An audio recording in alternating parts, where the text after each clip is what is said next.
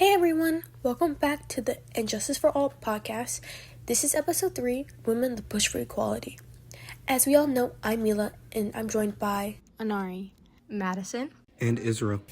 In the past few episodes, we've seen different groups within America and how they have received justice or lack of. Today, we have one of the biggest groups that face discrimination, women.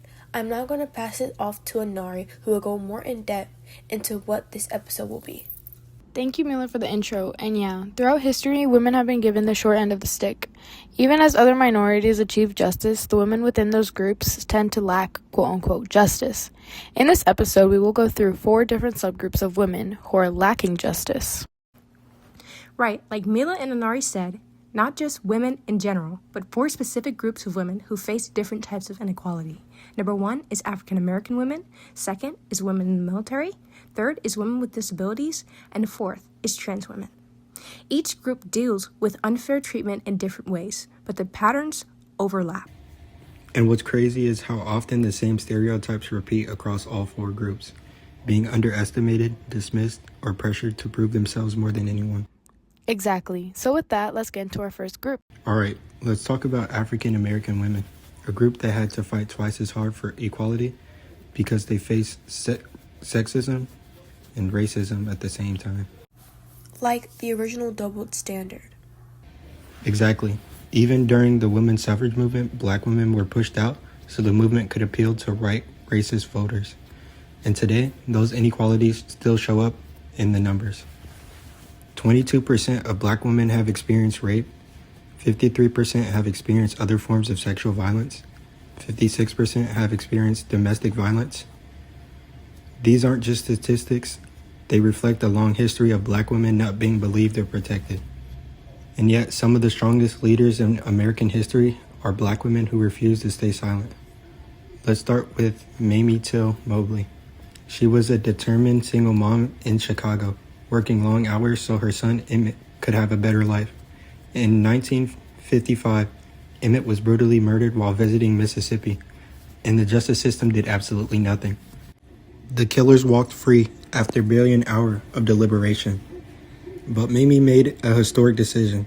She insisted on an open casket funeral so the world could see what racism had done to her son. Tens of thousands of people viewed Emmett's body. Photos spread nationwide, becoming a spark for the civil rights movement. Even though she never got justice in court, she ignited a movement that changed the entire country.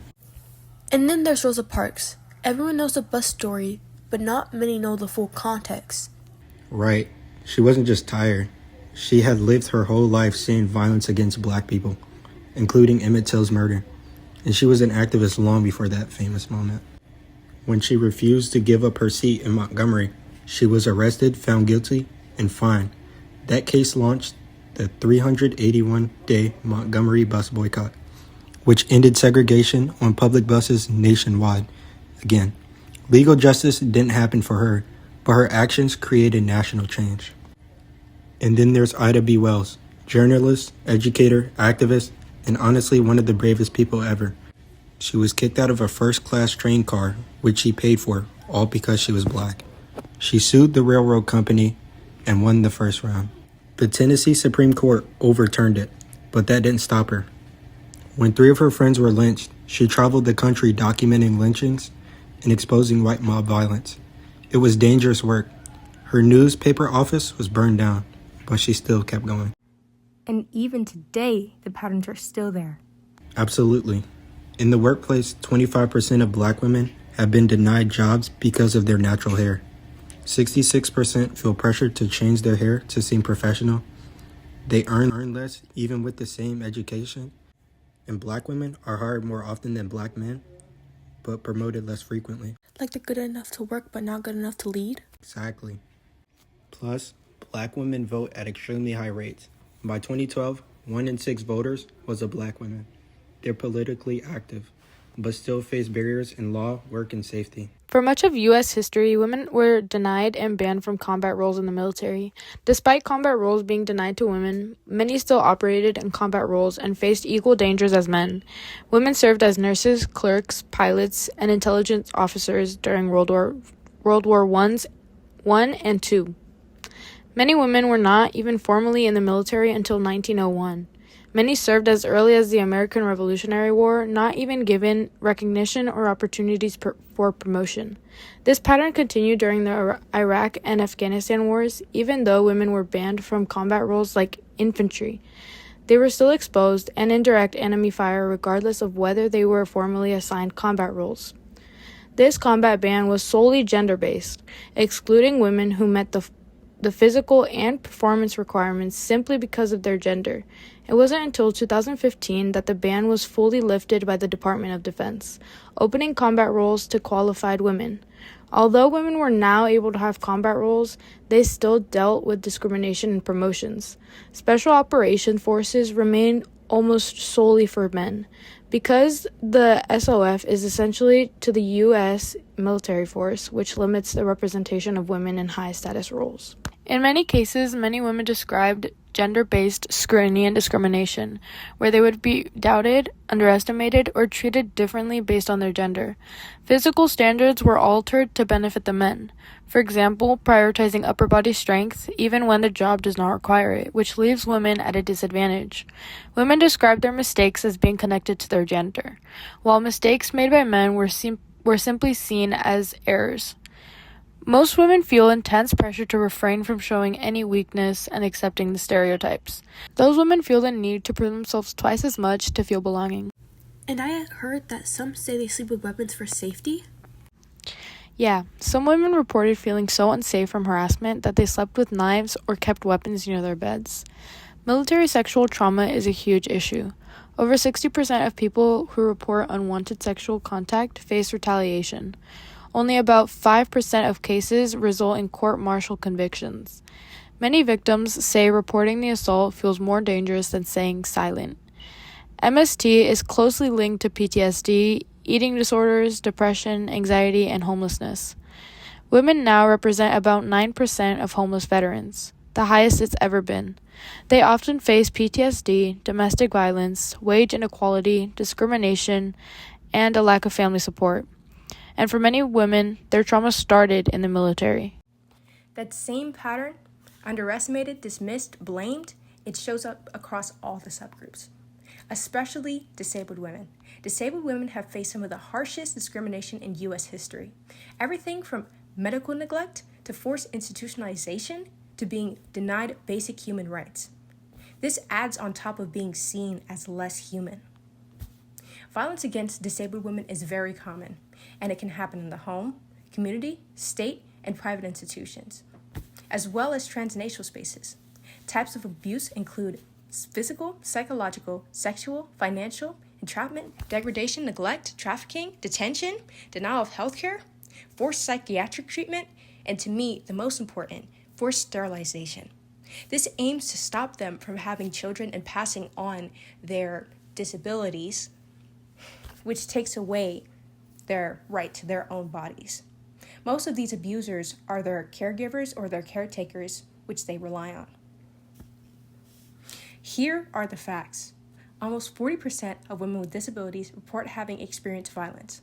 Among those, 89.5% have faced emotional, psychological violence, 13.5% sexual violence or harm, and 4.1% physical violence. Discrimination piles on top of more discrimination. This creates triple minorities. Some of the most famous examples of disabled women include Sojourner Truth, Harriet Tubman, Helen Keller, Judy Heumann, and Alice Wong. Judy Heumann and Alice Wong are going to be my main focus because they have improved disability rights and accessibility around the globe. Both of these women have also been appointed by President Obama into office to help with disabled accessibility and rights. Judy Heumann is a name you may not have heard before, but it's one worth mentioning. Judy Heumann is considered the mother of the disabled rights movement and improved accessibility and opportunities for an estimated 56 million people in the U.S. and 1 billion people around the world with disabilities. Judith Heumann was born in 1947 and died in 2023. She survived polio as a child and became a powerhouse organizer and literally helped write the Americans with Disabilities Act. Alice Wong was a Chinese-American activist and writer who fought for access and representation for people with disabilities from all backgrounds. She was born in 1974 and died in 2025, this year.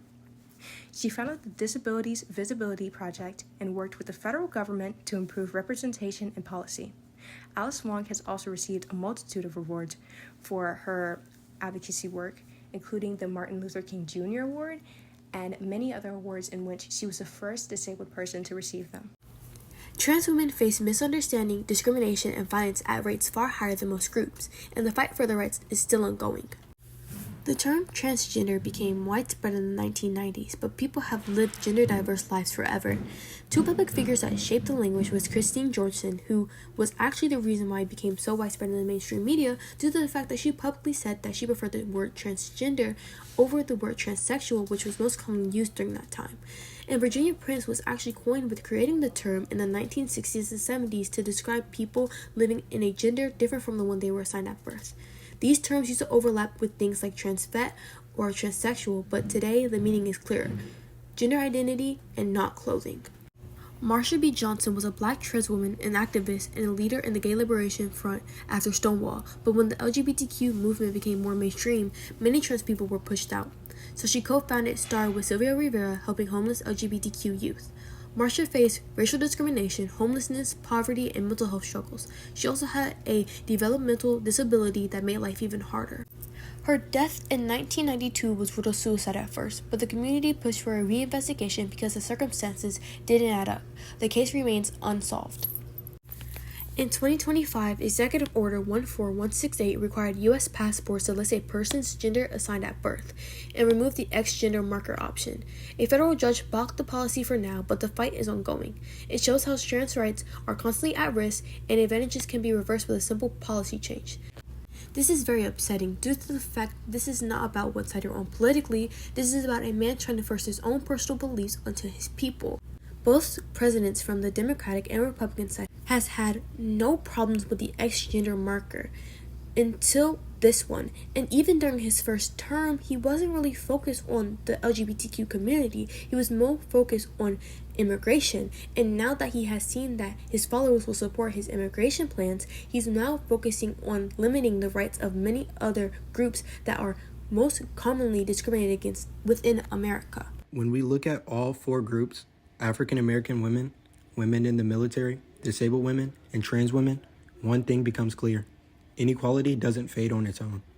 Every group faces different challenges, but they all deal with being underestimated, dismissed, or flat out denied justice. And every movement for equality has been pushed forward by people who refuse to let it stay silent. Sometimes they didn't just get justice personally, but their actions created justice for others. We owe so much to the women who stood up even when the system told them not to. In conclusion, whether it's throughout history or even today, women still struggle with injustice. As we talked about them, you can see them get rights and have them challenged every day.